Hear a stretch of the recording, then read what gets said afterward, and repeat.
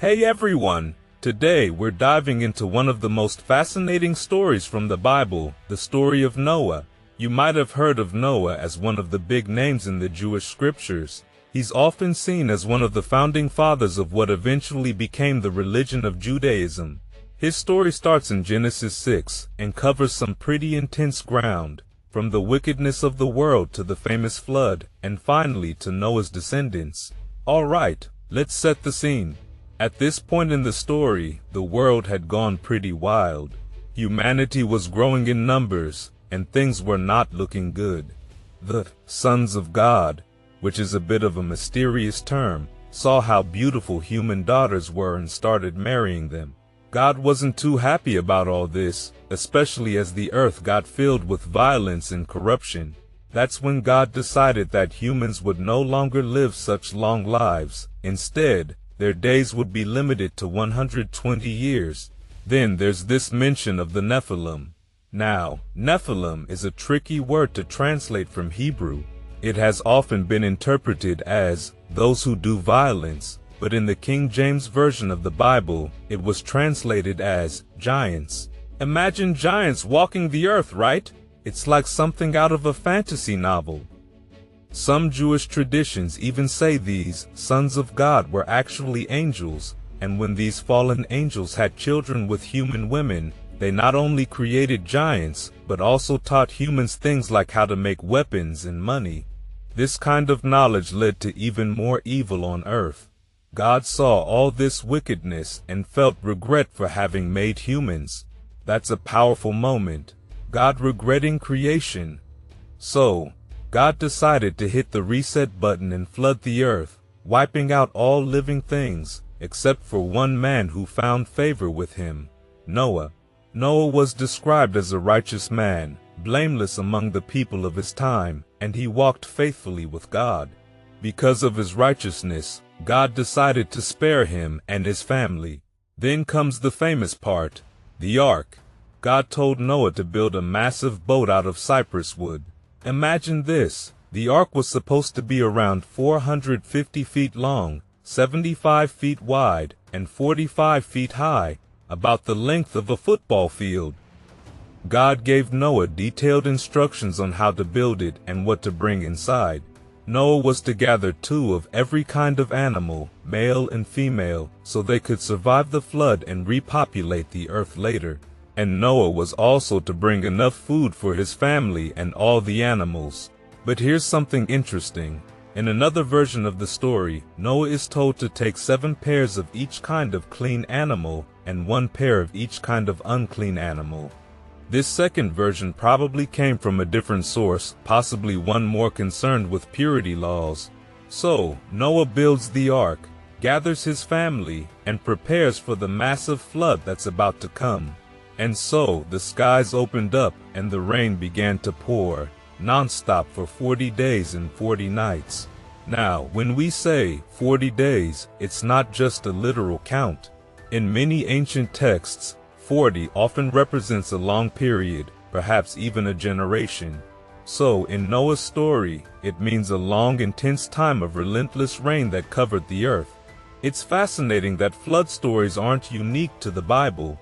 They're a common thread in many ancient cultures. When archaeologists in the Victorian era started digging around the Middle East, they stumbled upon some really old cuneiform tablets. What they found was mind-blowing. The Epic of Gilgamesh, an ancient Mesopotamian tale, had its own flood story. This was discovered in the Fertile Crescent, nestled between the Tigris and Euphrates rivers, a place that also experienced regular flooding. The similarities were so striking that many scholars think the biblical flood narrative could have been inspired by or at least influenced by the Gilgamesh epic. And it doesn't stop there. The Greeks had their own version with the myth of Deucalion, the son of Prometheus. When Zeus decided humans had gotten too arrogant and needed a reality check, Prometheus told Deucalion to build a boat and pack it with animals. Sounds familiar, right? Again, the details are strikingly similar to the Noah story, and later Jewish writers even used these similarities to argue for the historical existence of Noah. Zoroastrianism, from ancient Persia, also had a flood narrative. In this version, the supreme god, Ahura Mazda, warned of a massive storm involving melted snow. The plan was to build an enclosure, not a boat this time, stocked with the fittest humans and pairs of every animal to restart life on Earth after the storm. These stories echo the universal fear and awe of natural disasters and humanity's hope for renewal and survival. Now, back to Noah. After the rain finally stopped, Noah sent out birds to scout for dry land.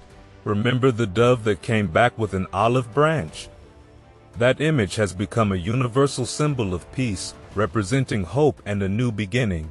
Once the waters receded enough, Noah's ark landed, and Noah built an altar to give thanks to God.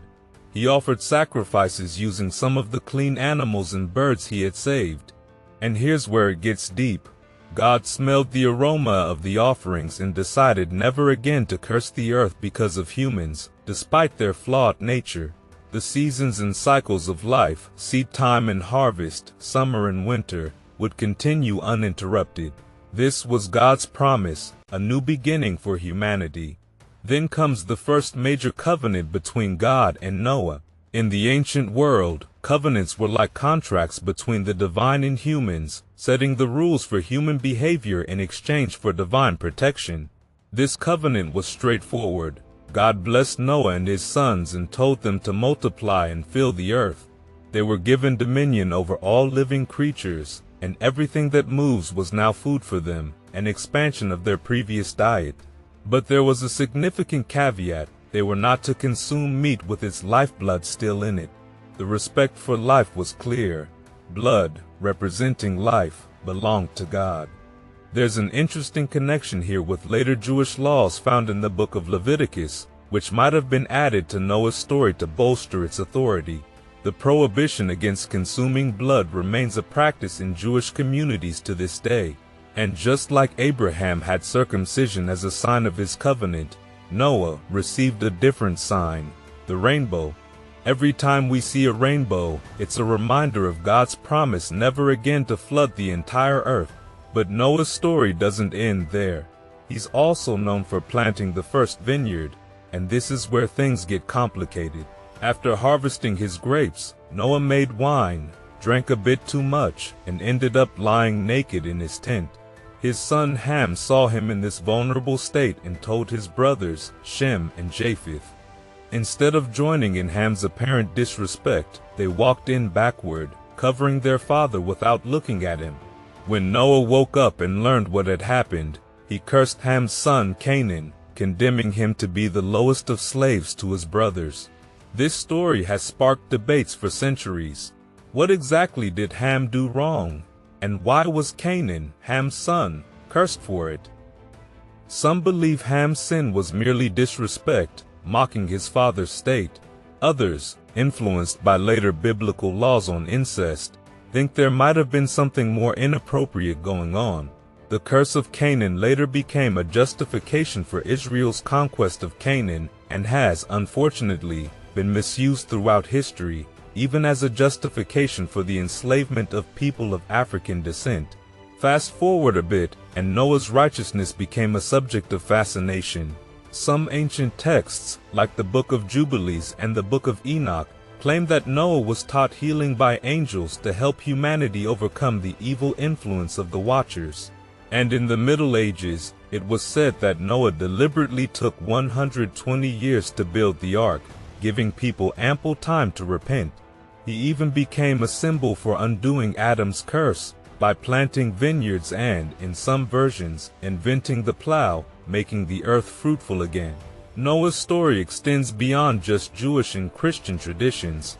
In Islam, Noah, or Nuh in Arabic, is mentioned 43 times in the Quran and is seen as one of the earliest prophets. He's portrayed as a model of perseverance and as a rejected prophet, facing disbelief and mockery from his people until he builds the ark to save a few chosen ones. And then there's the ongoing search for the ark itself. From ancient times to modern days, explorers and scholars have tried to find Noah's Ark, with many claims of discovery, especially around Mount Ararat in Turkey. but to this day there's no definitive proof. Despite numerous expeditions, tales of petrified wood, and even some government restrictions on exploring certain areas, the Ark remains an enigma. Noah's story, whether taken literally, symbolically, or somewhere in between, continues to captivate imaginations across the world. It's a story of hope, renewal, and a reminder of our shared humanity. It teaches us about faith, obedience, and the consequences of our actions. And it's no wonder that it remains a popular story, echoed in countless cultures and reimagined in books, movies, and art throughout the ages.